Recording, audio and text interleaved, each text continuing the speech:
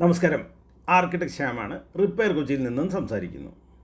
90കളിൽ ഉണ്ടാക്കിയ ഇത്തരം വീടുകളുടെ റിനോവേഷൻ വലിയ റിസൾട്ട് ചെറിയ മാറ്റങ്ങൾ കൊണ്ട് ഉണ്ടാകുന്നതിൻ്റെ ഉദാഹരണമാണ്.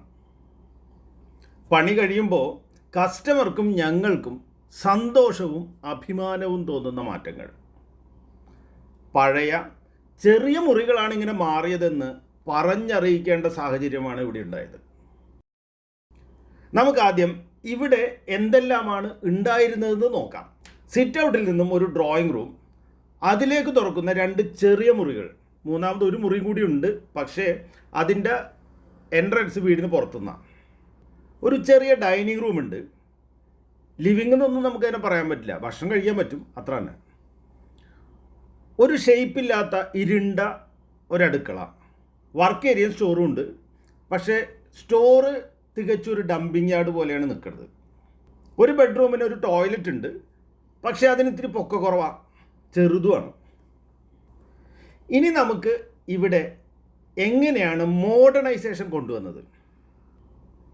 മോഡേണൈസേഷൻ മാത്രമല്ല, ഓപ്പൺനെസ്സും കൊണ്ടുവന്നിട്ടുണ്ട്. അതെങ്ങനെയാണെന്ന് നോക്കാം. സത്യത്തിൽ ഈ വീട്ടിൽ വലുതായിട്ടുള്ള മാറ്റമൊന്നും ചെയ്തിട്ടില്ല.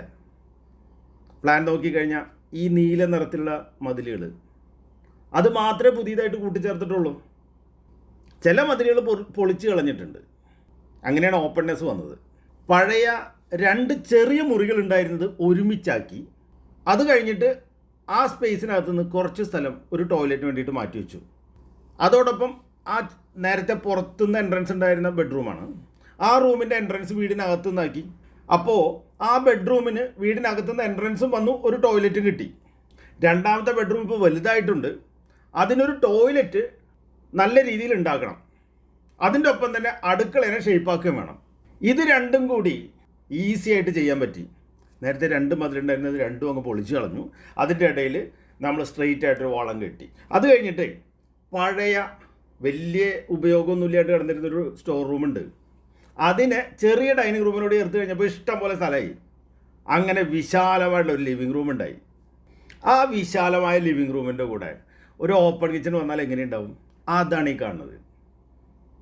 പുതുക്കിയ അടുക്കളയുടെ കൂടെ ഓപ്പൺ കിച്ചൺ വന്നു, ഇങ്ങനെ വിശാലമായിട്ടുള്ള ലിവിങ് റൂം കിട്ടി. അങ്ങനെ ഒരു നല്ല രസകരമായിട്ടുള്ള ഒരു ആംബിയൻസാണ് വന്നു. ഇഷ്ടം പോലെ മുറ്റുള്ള വീടാണ്.